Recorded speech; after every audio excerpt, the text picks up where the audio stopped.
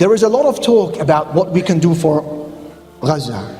And indeed, most speakers will taper off their talk by giving you a list of things to do for the people of Gaza, and this is no doubt essential. There is, I think, another dimension of the discussion we need to share. That is, what have the people of Gaza done for us, and how we should be grateful to them. And that is why the Messenger sallallahu alaihi wasallam, he said, "Inna ashkara an-nasi lillahi ta'ala ashkaruhum lin-nas."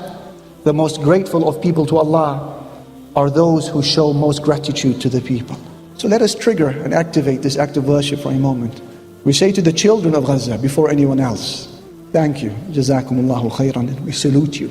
We have seen how your 6-year-olds are standing over the dying bodies of their blood brothers.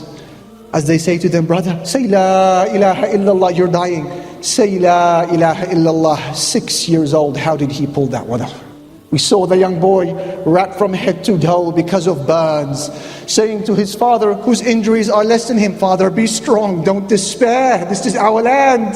Who taught him that? Those children of Gaza showed us that many of us who think that we are men are in fact still children.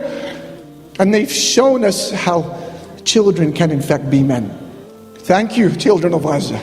We say to the mothers of Gaza, thank you, may Allah Almighty bless those wombs of yours that have delivered the miracles of the 21st century that we are witnessing today. We say thank you. May Allah Almighty bless your tarbiyah and your nurturing and your upbringing. This is in fact what they are decking in Gaza. It is the spirit that you have fostered in the hearts of the Muslims. We say thank you. And to the elders of Gaza, we say thank you.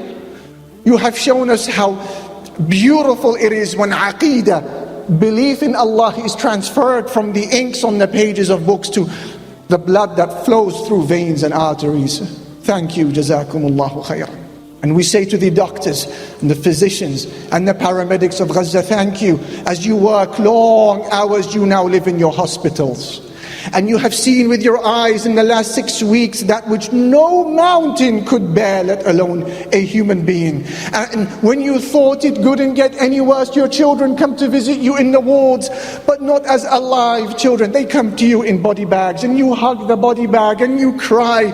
Then you stand up and you bury your pain and you wipe away the tears and you continue your duty to the Muslims there in Palestine. We say thank you to the doctors and the physicians, to the journalists who know that they are now on the IDF hit list because of the crime of exposing the crime of the occupier. 50 of them killed to date. We say thank you.